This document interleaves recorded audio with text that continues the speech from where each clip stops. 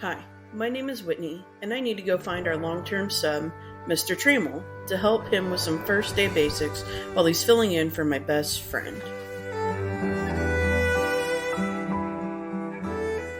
Hi there, Mr. Trammell. How's your first day going? Great, Miss Bryant, but I was wondering if you could help me with the copy machine? And I knew in that moment I was a goner, and I needed to know more about this new guy. So that's exactly what I did. We fell fast and spent a few months dating. Then, one day we sat down and talked it out, and realized we just couldn't make this relationship work for where we were in our lives. I just moved back in with my mom after my parents split up, and Matt was still trying to find his footing and a full-time job after having taken several long-term subbing positions since he'd graduated in December.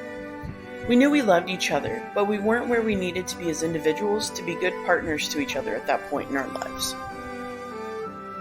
Almost a year after our breakup, Matt sent me a message one day out of the blue, and here's what happened. Hey, Whitney, I know it's been a while, but I was really hoping you could help me out and go over my first day of school lesson plans since I started mid-year last year. I still value your opinion and would like your honest feedback. Hey, sure, we can meet at the Barnes & Noble Starbucks and we can look over your plans there.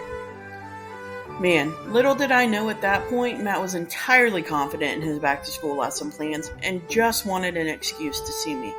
I kindly redirected his lesson plans and he finally confessed that he didn't really want help with the lessons and he just wanted to see me again and see if there was still something there. We tweaked his plans together and eased back into seeing each other again. So Matt and I spent the remainder of that school year dating. And finally in May, Matt and I did a staycation. And here's what happened. I've been a nervous wreck waiting for the right time all day to ask you, but Whitney, will you marry me? Of course I will. Matt and I had planned our wedding out to be the following summer, so we had a long engagement and time to save money and plan. Matt wanted an outdoor wedding, so we booked a venue in downtown Tulsa with a beautiful terrace. Naturally, our wedding date was the last day of a literal tropical storm in Oklahoma. We decided to go with the rain is good luck on your wedding day approach, tweaked the entire wedding at the last minute, and couldn't have cared less because at the end of the day, we said, I do. Shortly after Matt and I got married, we decided to start a family. After a year of trying to get pregnant, we were thrilled when we finally got a positive pregnancy test.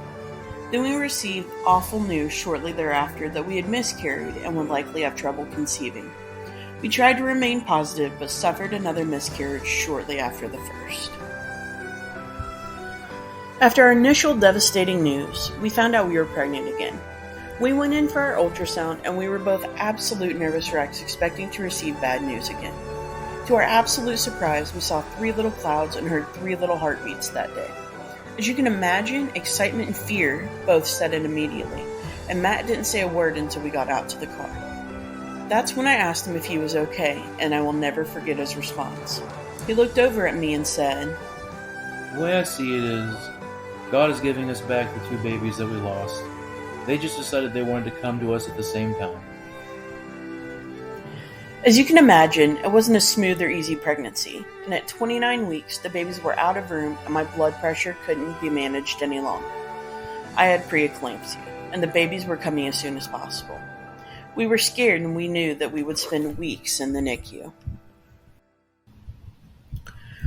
Our children each had their own individual obstacles to overcome after being born so early and spent 7 weeks in the NICU before they were able to come home to us. They've overcome so many challenges and are happy, healthy 3.5-year-olds that keep us constantly on the move. So what we have learned in our journey to become the Trammells is simple. No matter how hard we try to plan for things to be just right or just perfect, it doesn't matter because life will always have different plans for you. You may not meet your person at exactly the right time, or have the perfect wedding day, or have the perfect pregnancy with the matching photos, and that life doesn't always match what you've dreamed of. But let me tell you, despite those obstacles, my life turned out so much better than I ever could have pictured. And because of that, I am the luckiest.